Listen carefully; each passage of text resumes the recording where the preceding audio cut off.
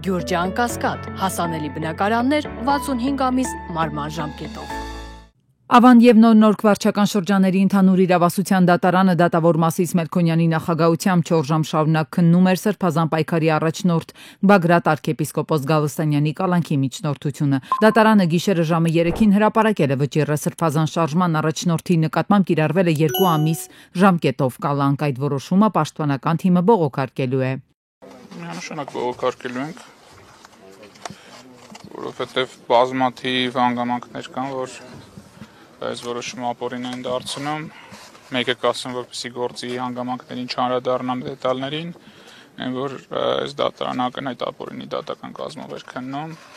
եւ Մասիս Մելքոնյանը բացարկի ենթակա դատավոր էր։ Սա հիմքերից մեկն է։ Այս մասին ներկայապահին սա կասեմ,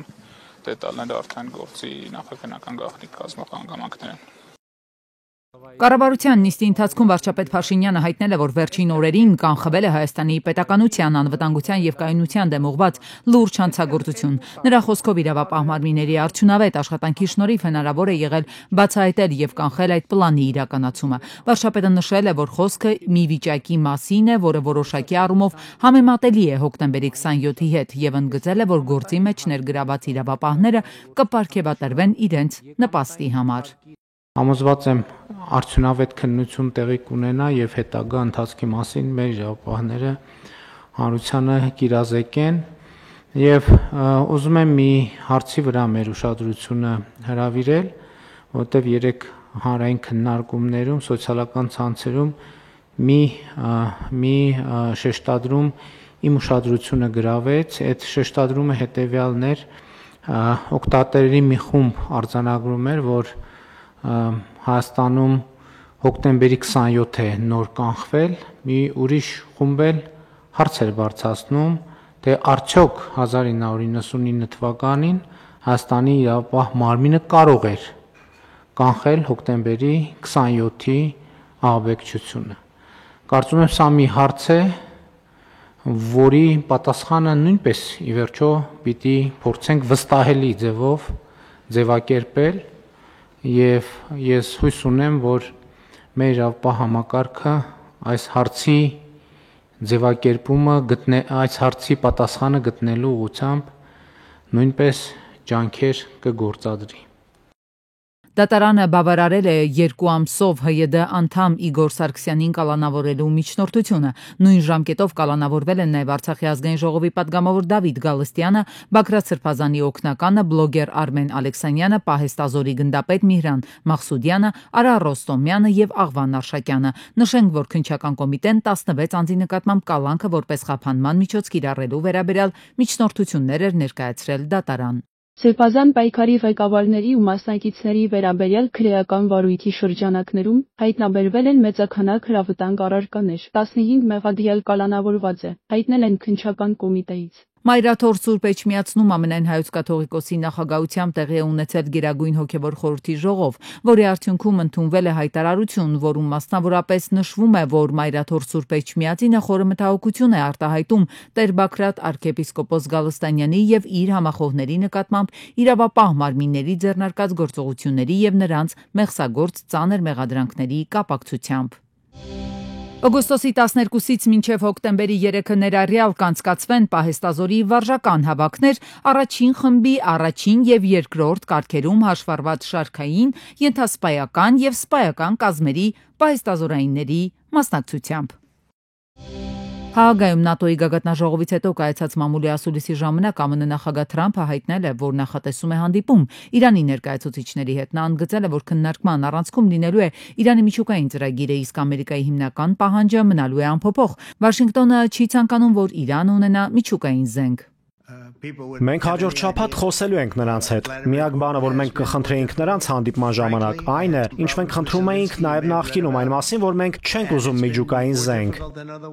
Ադրբեջանի եւ Իրանի նախագահները Իլհամ Ալիևը եւ Մասուդ Փեզեշքյանը հերոքսազրույց են ունեցել։ Քննարկվել են Մերձավոր Արևելքում վերջին շրջանում ստեղծված լարվածությունը եւ Բաքվի ու Թեհրանի միջև գործակցության հեռանկարները։ Ըստ տարածված հաղորդագրության զրույցի ընթացքում Ալիևը մտահոգություն է հայտնել տարածաշրջանում վիճակի սրման վերաբերյալ, վերահաստատելով Ադրբեջանի անբացասան դիրքորոշումը ի նպաստ կայունության եւ խաղաղության։ Իրանի արտաքին գերատեսչության խոսնակ Էսմայել Բաղային հայտարարել է, որ Իսրայելի եւ Ամերիկայի հարձակումներից հետո Իրանի միջուկային օբյեկտները լուրջ վնասներ են կրել։ Հիշեցնենք, հիմնական հարվածները հասցվել էին Նաթանզում, Ֆորդոյում եւ Սպահանում գտնվող միջուկային օբյեկտներին։ ՆԱՏՕ-ի գագաթնաժողովում Թրամփը խոստացել է ծրագրի վերականգնման եւ ուրանի հարստացման դեպքում նոր հարվածներ հասցնել Իրանին։ Իրանը մասամբ բացել է օդային տարածքը, թույլատրվել է միջազգային եւ ներքին չվերթներ իրականացնել հանրապետության արևելյան հատվածում։ Ըստ պաշտոնական հրապարակման Իրանի հարավային, հյուսիսային եւ արևմտյան քաղաքների օդանավակայաններում չվերթների մեկնման եւ ընդունման արգելքը կպահպանվի մինչեւ հետագա ծանուցումը։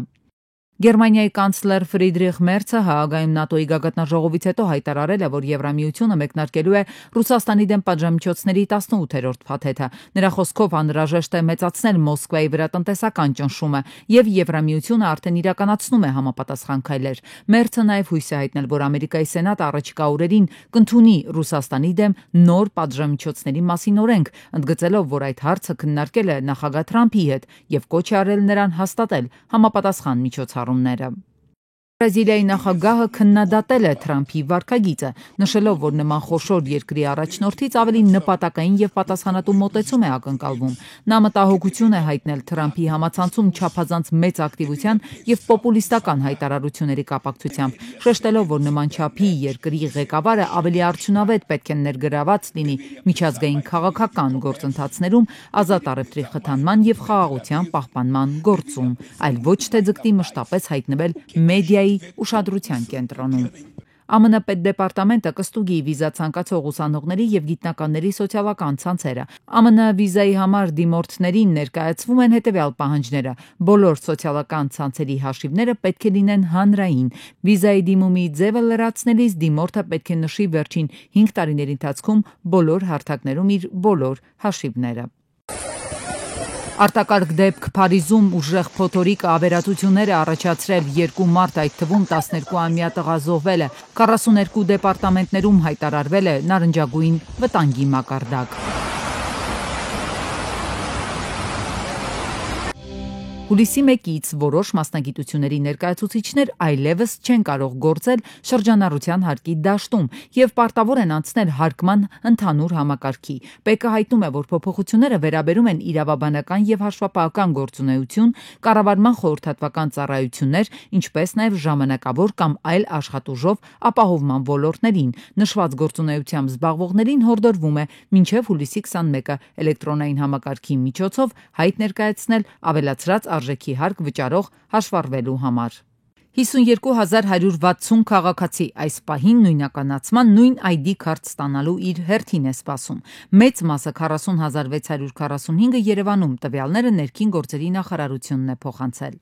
Ընդհանուր առմամբ մինչև այս պահը, այսինքն տարվա առաջին կիսամյակում 131104 քաղաքացի է դիմել նույնականացման քարտ ստանալու համար։ Պատասխանատու կառույցը տպագրել է 120066-ը։ Ստացվում է, որ կես տարվա ցուցանիշն արդեն գրեթե հավասարվում է նախորդ 2024-ի ամբողջ տարվա տվյալին։ Այդ տարում ճիշտ 161000 ID են ստացել քաղաքացիները, ինչն էլ իր հերթին 2.5 անգամ գերազանցում է նախորդ 2023-ի ցուցանիշը։ Անձնակցի ժամկետը լրանում է, ուզում է դիմի անձնակցի, ասում են 2 ամսից նոր կգաս։ Այսինքն փաստացի թողում են Հայաստանի Հանրապետության քաղաքացին անձնակից չունեն։ Իհարկե նորմալ։ Հակառակ կողմից Միգրացիայի եւ քաղաքացիության ծառայությունից տեղեկանում ենք, որ ուսումնասիրել են բազմաթիվ օնլայն դիմումներ ու հայտնաբերել, որ օրինակ վավեր նույնականացման քարտ ունեցող քաղաքացիները եւս նույնականացման քարտ ստանալու դիմումատուների շարքում են, ել չասած, որ տպագրվածներ էլ կան տարիներով մնում են անձնագրայիններում։ Այնուամենայնիվ փորձագետի կարծիքով հատկապես այս տարի, երբ հայտագրման համակարգը պետք է գործարկվեր,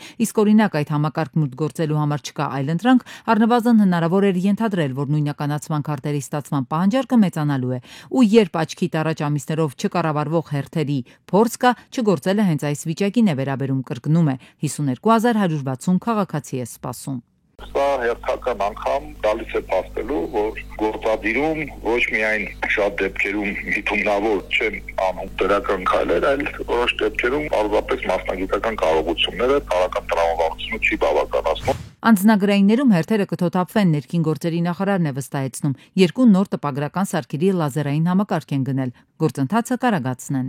Եթե այսօրվա կտրվածքով նայենք, օրական շուրջ 1000 նույնականացման քարտի սպասարկում կարող ենք ունենալ, բայց այս թիվը արդեն իսկ ենթակա է լինելու կրկնապատկման։ Նույնականացման ID քարտ ստանալու համար հիշենք նաև, որ կարգավորմամբ անհրաժեշտ է մուտք գործել migration.gov.am կայք, ընտրել ազատ օրն ու ժամը, մոտենալ սպասարկման։ Սա պարտադիր է Երևանի համար, իսկ մարզերում կենթանի հերթել կա։